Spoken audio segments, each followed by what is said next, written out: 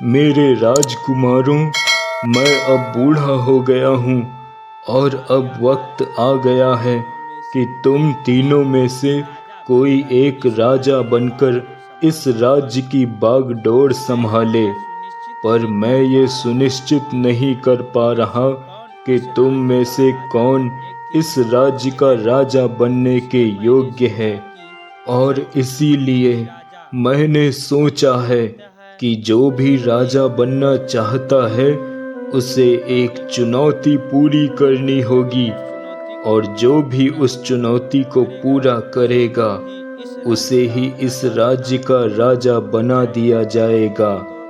तो क्या तुम तीनों तैयार हो? हाँ पिताजी, मैं तैयार हूँ।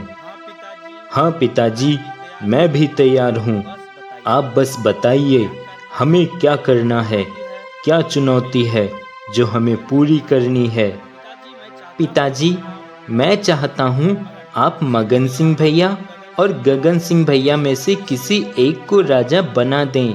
मुझे कोई आपत्ति नहीं है। पर बेटा, तुम क्यों नहीं बनना चाहते हो राजा? क्या तुम्हें खुद पे भरोसा नहीं? नहीं पिताजी, ऐसी कोई बात नहीं है। मैं चाहता हूँ कि मैं आपके पास रहूँ, आपकी सेवा करूँ, और यही मेरे लिए सर्वप्रथम है। पिताजी, अब तो हम दोनों ही बचे हैं आपकी दी हुई चुनौती पूरी करने के लिए। तो अब आप जल्द ही बताइए कि हमें क्या करना है। बेटा, तुम दोनों में से कोई भी अगर लाल हंस को ढूंढ कर लाएगा, मैं उसे इस राज्य का राजा बना दूंगा। पिताजी, बस इतनी सी बात। अब तो मैं ही लेकर आऊंगा उस लाल हंस को। पिताजी, मैं भी जाता हूँ और वो लाल हंस लेकर आता हूँ। अब दोनों भाई लाल हंस ढूंढने निकल जाते हैं।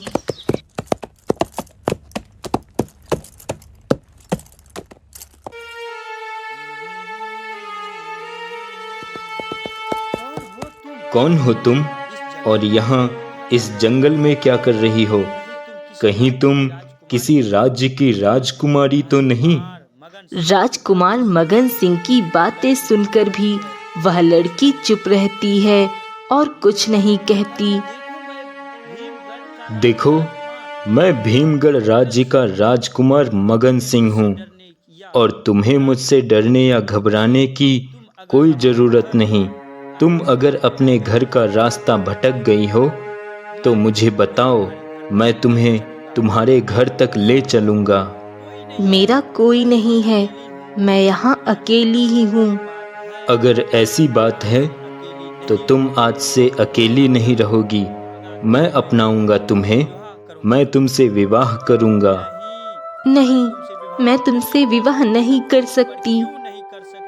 पर क्यों नहीं कर सकती तुम मुझसे विवाह? वो सब मैं तुम्हें नहीं बता सकती हूँ। लगता है ये मुझसे कुछ छुपा रही है, लेकिन मुझे तो अब इसका राज जानकर ही रहना है। यह सोचकर मगन सिंह वहां से चला जाता है और छुपकर उस लड़की पर नजर रखने लगता है। कुछ देर में शाम होने लगती है, तभी वह लड़की वहां से चली जाती है। अरे, ये तो कहीं जा रही है।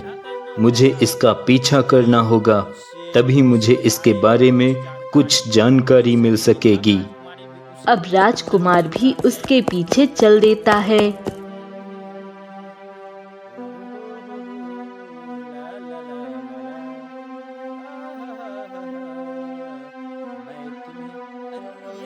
अरे, ये क्या? ये लड़की तो एक मूर्ति बन गई। ऐसा कैसे हो सकता है? तभी राजकुमार जैसे ही उस मूर्ति को हाथ लगा देता है, राजकुमार मगन सिंह भी एक मूर्ति बन जाता है। ये क्या किया तुमने? मैंने कहा था ना कि यहाँ से चले जाओ, लेकिन तुम नहीं माने और तुमने मुझे छू लिया। अब तुम एक मूर्ति बनकर रह गए। मैं तो रोज रात को मूर्ति बन जाती हूँ और दिन में वापस फिर से लड़की। लेकिन तुम तो हमेशा के लिए मूर्ति बन गए। अब मैं कैसे तुम्हें वापस इंसान बनाऊं?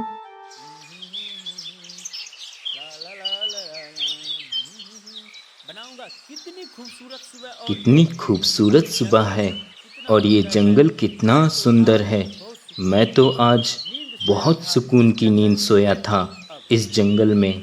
खैर चलो अब देखता हूँ वो लाल हंस कहाँ मिलेगा। अब राजकुमार गगन सिंह फिर से लाल हंस की तलाश में निकल जाता है।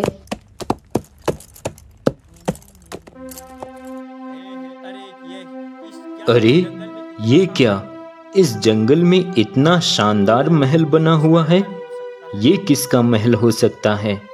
गगन सिंह उस महल के अंदर चला जाता है और वह देखता है कि वह लाल हंस एक पिंजरे में कैद है। अरे ये तो वही लाल हंस है जिसे मैं ढूंढ रहा हूँ और यह इस महल के अंदर इस पिंजरे में कैद है। मैं इसे अभी इस पिंजरे से निकालकर अपने साथ ले जाऊंगा।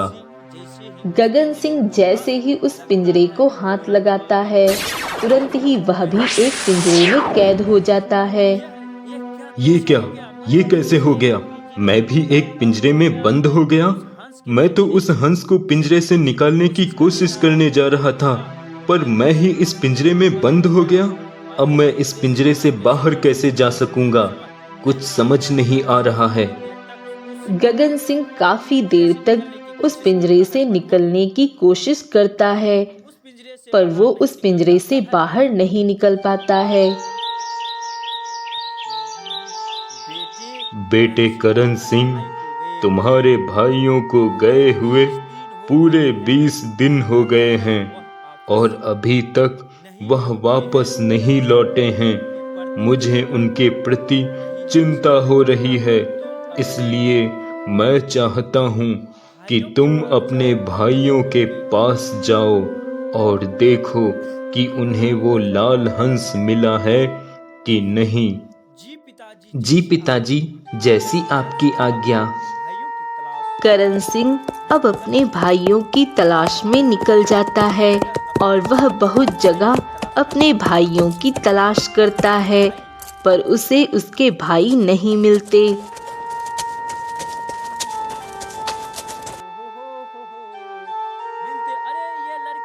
अरे ये लड़की कौन है और इस घने जंगल में क्या कर रही है भला? लेकिन यह तो किसी राज्य की एक राजकुमारी लग रही है। कहीं ऐसा तो नहीं कि यह भी वो लाल हंस को ढूंढने आई हो जिसे मेरे भाई ढूंढने निकले हैं। तभी करण सिंह उस लड़की के पास आता है। सुनिए जी, आप कौन हैं और क्या आपने मेरे भाइयों को देखा है? कहीं आप मगन सिंह के भाई तो नहीं? हाँ हाँ, सही पहचाना आपने। मैं मगन सिंह का भाई ही हूँ। क्या आप उन्हें जानती हैं? हाँ, मैंने देखा है उन्हें, पर वो क्या? हाँ, कहीं कोई मुसीबत में तो नहीं है मेरे भाई? आप मुझे बताइए। हाँ, आपके भाई अब एक मूर्ति बन चुके हैं। क्या मूर्ति बन चुके हैं? पर ऐसा कैसे हो सकता है? मेरे भाई एक मूर्ति कैसे बन सकते हैं?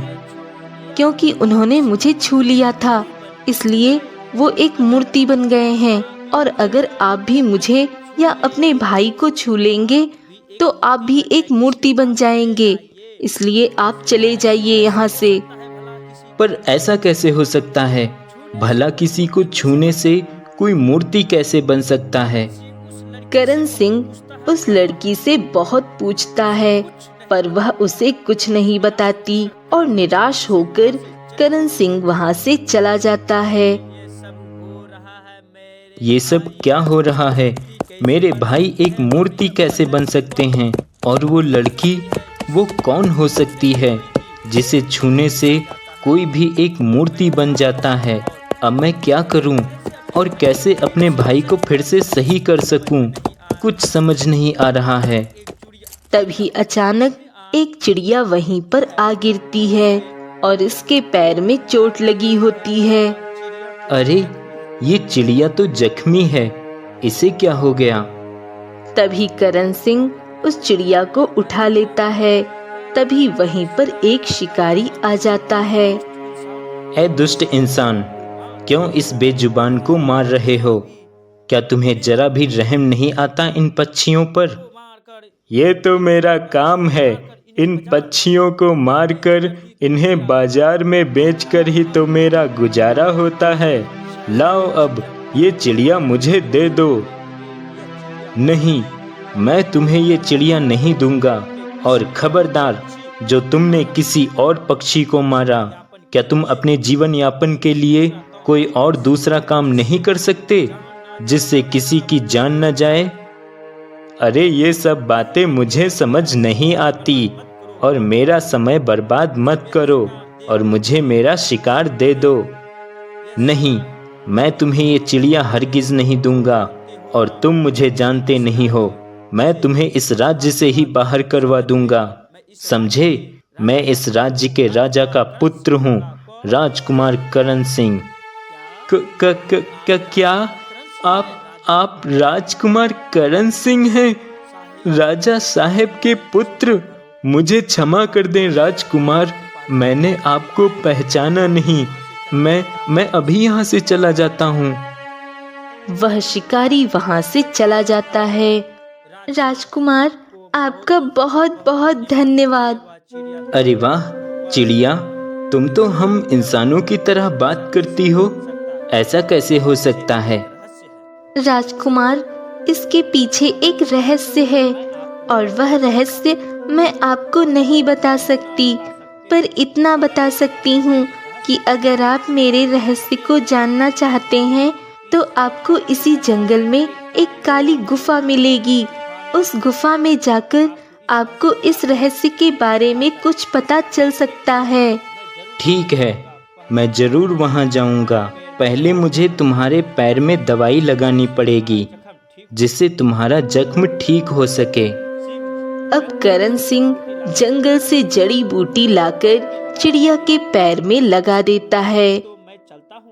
अच्छा, तो मैं चलता हूँ, पर अगर मुझे तुमसे दोबारा मिलना हो तो कैसे मिल सकूंगा? वो तो आपको वहाँ जाकर ही पता चलेगा कि मैं आपको दोबारा कैसे मिल सकूंगी। अच्छा, तब तो मुझे अभी जाना होगा। इतना कहकर करण सिंह उस काली गुफा की ओर निकल जाता है।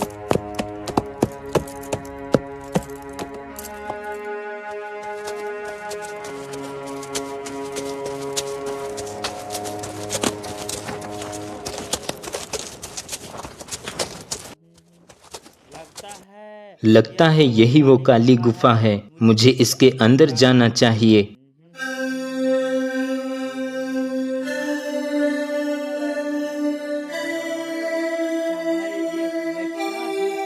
ये मैं क्या देख रहा हूँ? साधु महाराज, आपका चेहरा छोड़कर पूरा शरीर पत्थर का है। ऐसा कैसे हुआ साधु महाराज? कृपया कर मुझे बताइए। बेटा, आज से 5 साल पहले की बात है। मेरी 20 साल की तपस्या पूरी हुई थी, जिससे खुश होकर जल देवी ने मुझे एक दिव्य माला दिया था। साधु महाराज, इस दिव्य माला से आप इस संसार में लोगों की भलाई कर सकोगे। इस दिव्य माला में बहुत शक्ति है। हे देवी, आपने मुझे ये दिव्य माला दिया और इसकी वजह से मैं लोगों की भलाई में ही आगे का जीवन समर्पित कर दूंगा। साधु महाराज, पर याद रहे, इस दिव्य माला को अगर किसी ने भी गलत नियत से इस्तेमाल किया तो इसका दुष्परिणाम भी हो सकता है। इसलिए आपको इसे संभाल कर रखना होगा। और एक दिन मेरी पुत्रियों ने उस दिव्य माला को पहन लिया और बिना बताए शहर पर निकल गईं, और उसके बाद मेरी पुत्रियां वापस ही नहीं आईं, जिसके बाद मेरा आधा शरीर पत्थर का हो गया। साधु महाराज, तो क्या सब कुछ फिर से ठीक करने का कोई रास्ता नहीं है? एक ही रास्ता है। वो दिव्य माला अगर मुझे मिल जाए तो फिर सब कुछ पहले जैसा ठीक हो जाएगा। अगर ऐसी बात है तो ठीक है, मैं ढूंढूंगा आपकी वो दिव्य माला और आपकी पुत्रियों को भी। इतना कहकर करण सिंह वहां से निकल जाता है और चलते चलते उसे वही महल दिखाई देता है। अरे, इस जंगल में ये महल, ये किसका महल हो सकता है? मुझे इसके अंदर जाकर देखना होगा।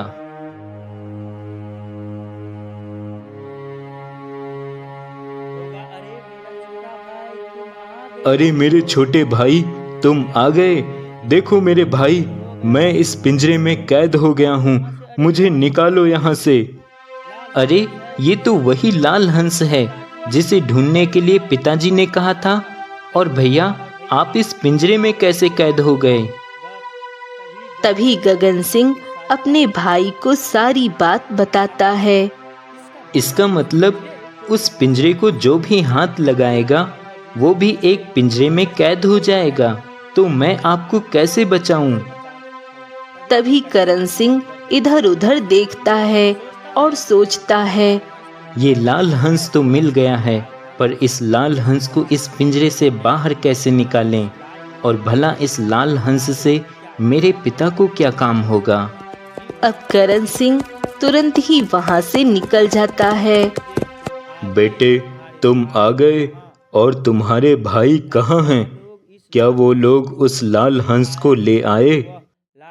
पिताजी, वो लाल हंस मिल गया है, पर उसे यहाँ लाना संभव नहीं है।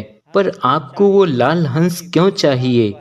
बेटे, कुछ साल पहले मुझसे एक गलती हुई थी, उसी का पश्चाताप करना चाहता हूँ। क्या गलती? कैसी गलती?